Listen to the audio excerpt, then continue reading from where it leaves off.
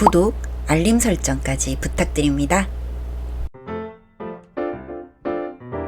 오늘도 우리 사는 이야기 찾아주셔서 감사합니다. 사연자분이 보내주신 이야기 시작해볼게요. 아들 하나와 살고 있는 30대 초반의 남자입니다.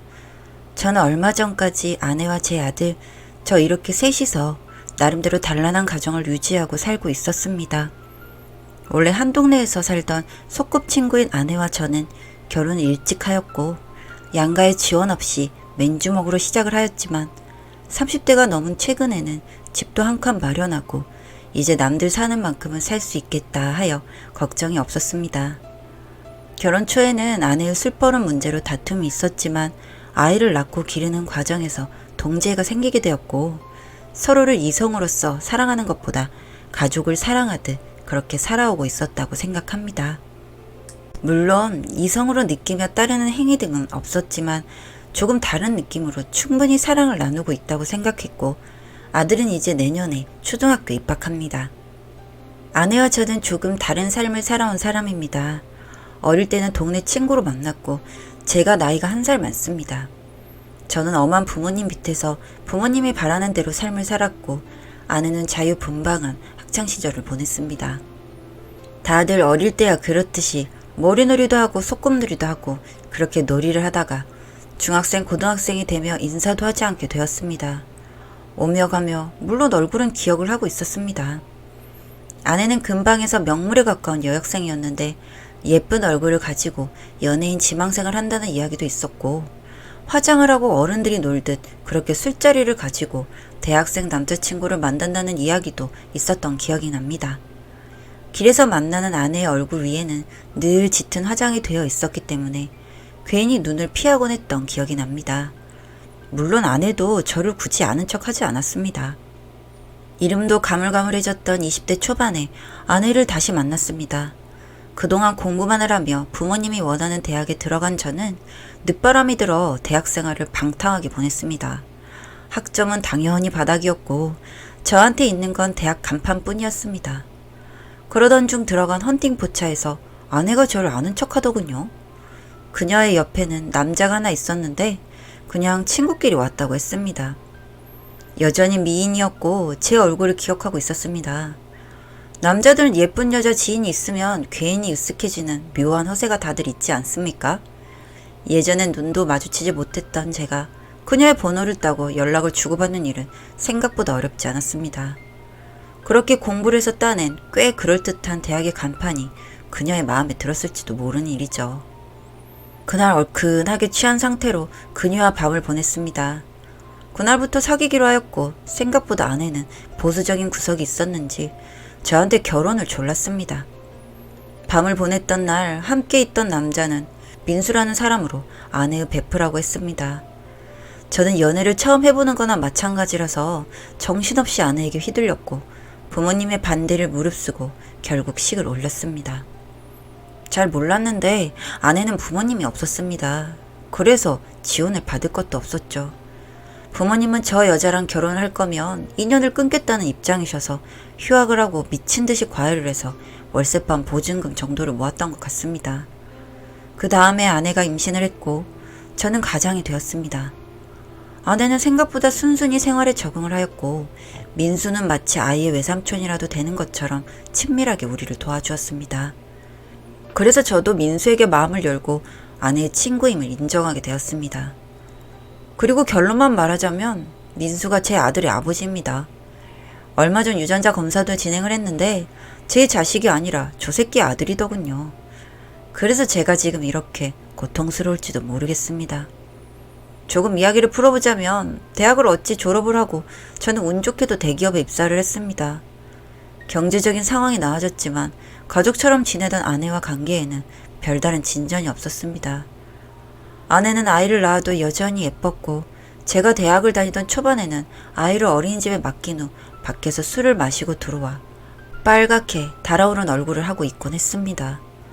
종종 파출소에서도 저희가 전화가 왔었는데 그때마다 저 대신 아내를 데려와 준 것은 민수였죠. 얼마 전 아이가 다니는 유치원에서 전화가 왔습니다. 아이 엄마랑 연락이 안 되는데 아들이 다쳤다고 하더군요. 놀이터에서 떨어졌다고 했는데 다리가 골절되어 보호자가 필요하다고 했습니다. 놀란 마음에 민수에게도 전화를 했는데 전화를 받지 않더군요. 사실 그날 지방으로 출장을 가는 날이었습니다만 연락이 안 나는 날이 어떻게 합니까? 다른 사람한테 업무를 인계하고 급하게 반차를 내 병원으로 찾아갔습니다. 골절도 골절이지만 피부가 찢어져 봉합을 해야 했기에 동의서에 사인을 하고 아이는 수면마취 상태로 치료를 받았죠. 그때 저는 아내와 전화가 되지 않아 울그락불그락한 상태였습니다. 이런 일이 없었는데 이 여자가 왜 이렇게 연락이 안 되냐는 생각이었죠. 그렇게 치료를 마치고 나온 아들을 보니 정신을 차리지 못하는 모습에 제 마음이 찢어지더군요. 순간 아내에 대한 분노도 사그라들고 저는 아이를 차에 태우고 집으로 돌아왔습니다. 그런데 문을 딱 열자마자 지독한 술 냄새와 함께 거실에 널브러져 있는 아내가 보이더군요. 얼마 전 마련한 새 아파트는 남향이라 빛이 참 잘 듭니다. 오후에 햇살 아래 비추는 그 꼴들이 그래서 더 가관이었죠. 와이프는 허연 몸에 시로라기 하나 걸치지 않고 뭐 하나 덮지도 않았습니다. 그냥 엄청난 술 냄새와 함께 바닥에 누워있더군요. 먹다 남은 배달 족발과 술병이 군데군데 넘어져 있었습니다. 그리고 벗은 채로 널브러져 있던 것은 한 사람이 아니었습니다. 그렇게 베프라니 아이의 외삼촌이라니 듣기 좋은 발림을 하던 민수가 함께 있더군요. 남들이 보기엔 어떻게 보일지 모르겠지만 참 생활감이 느껴지는 편안한 모습이더군요. 남편은 제가 아니라 저쪽인 것 같았습니다. 이런 모습을 보고 제정신인 사람이 어디 있겠나 싶지만 저도 피가 거꾸로 솟는 것 같더군요. 아직 아이는 정신을 못 차리고 자고 있는 상태였고 저는 그대로 아이를 방에 들여놓고 문을 잠갔습니다. 벗은 신발을 신은 상태 그대로 걸어 들어가 남자의 벗은 몸을 걷어찼죠. 술이 그렇게 떡이 된 상황에서도 급소를 걷어차인 것을 아팠는지 민수가 비명을 질렀습니다. 그리고 부스스한 모습으로 와이프가 눈을 뜨더군요. 여보! 저는 아무리 실수를 해도 여자를 때린 적은 없는 사람입니다만 배신감에 손을 들어 와이프의 뺨을 쳤습니다. 가죽을 때리는 큰 소리와 함께 금방 여자의 허연 얼굴이 부어오르더군요. 그 옆에서 남자는 웅크린 채 신음만 흘리고 있었죠. 평소에 운동을 하는 것도 아닌데 힘이 솟았는지 벗은 남자의 머리털을 붙잡고 현관까지 질질 끌고 나가 문 밖으로 내동댕이를 쳤습니다. 문을 쾅쾅 두드리는데 무시를 하고 아내를 끌어내 자초지종을 들었죠. 아, 미안해 여보. 이번이 처음이야. 둘이서 술을 먹다가 실수로. 내가 바보고 내가 호구는 맞지만 그 말은 못 믿겠다. 술에 취해 어설프게 짧은 소리를 하는 여자가 정신을 못 차리더군요.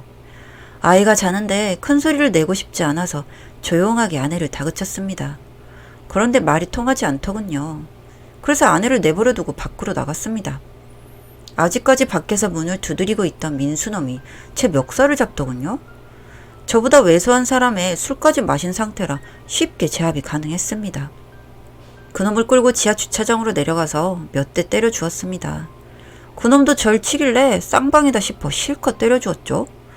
분을 풀고 갯값을 물어야겠다는 생각이었습니다. 그렇게 얻어 터지더니 민수놈이 악에 받쳐 줄줄 썰을 풀어놓더군요. 중학생 때부터 친하게 지냈다는 민수놈과 아내는 계속적으로 아내의 남자친구들 눈을 피해 관계를 가져왔던 모양입니다. 아내가 결혼을 한 후에도 그 일은 계속되었고 육체적인 접촉 외에는 애인이라고 할 만한 일을 하지 않아 제 눈을 감쪽같이 속여온 것입니다.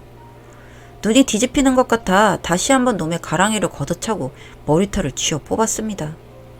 그리고 바닥을 기어다니는 놈을 놔두고 집으로 올라와 아이를 데리고 집을 나왔습니다. 술이 떡이 든 아내는 정신을 못 차리고 잠을 자고 있더군요. 2년을 꿇고 살았던 부모님 집에 들어가 한참을 울었습니다. 아이는 처음 보는 할아버지 할머니 모습에 낯설었는지 함께 눈물을 흘렸습니다.